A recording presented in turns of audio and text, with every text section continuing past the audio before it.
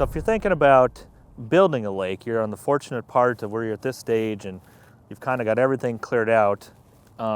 This is where it gets this is the fun part, where you get a design. So the contractor is usually trying to get dirt really smoothed off and make nice smooth lines.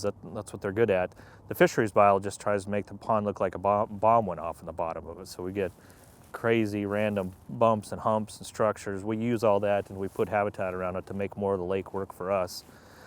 So if you're at this stage, I encourage you just to think about adding stuff offshore. Think about that shallow parts of your lake and what you can do to sculpt the basin of the lake before it fills with water and put structure down to make it work better for you when it's eventually filled with water. If you think about most lakes that were built in this country in the 50s, 60s, 70s, most of the middle of the lake was just, we call it a habitat desert. There's just nothing out there. It's just plain bottom, very little relief of the contours of the lake, and most all the structure's gone. So if you get a chance to start from scratch, you can really help yourself out by putting a lot of this work in on the front end. So what do you do if you have your own, if you already have a lake, you think it's probably old, and odds are if it's more than 20 or 30 years old, you've lost most of any sort of woody structure that may have been there when they flooded it. And a lot of lakes, before they build them, they clear off all the timber anyways. They have a clear basin. So odds are, if you have any lake older than 20, 30 years, you're probably looking at a habitat desert for fish under the water. So what do you do then?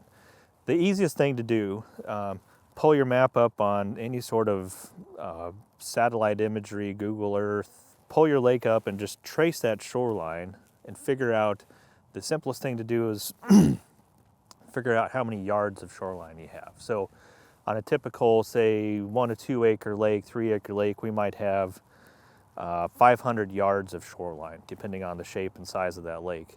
If you got 500 yards of shoreline, once you know the total, then you say, I just want to affect 20% of that total shoreline area.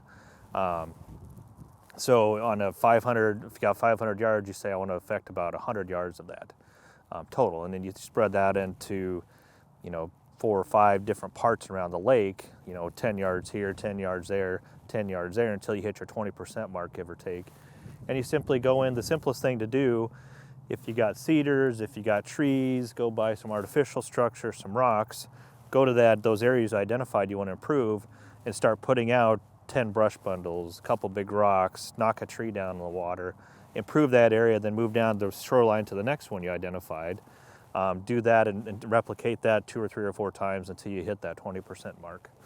The fish city concept we've talked about, we're kind of for a smaller lake, which most ponds in this country are, if you got a 1 acre lake, you probably need at least 2 fish cities in 2 different spots to really bring that lake up to where you need it. You get to 2 acres, it goes up to 3 to 4 fish cities, 4, 5, 6 on up, till you get to about a 10 acre lake, and probably need at least 10 fish cities around the shoreline, plus a couple offshore structures to bring it up towards, to bring it up to that 20% mark to affect the population.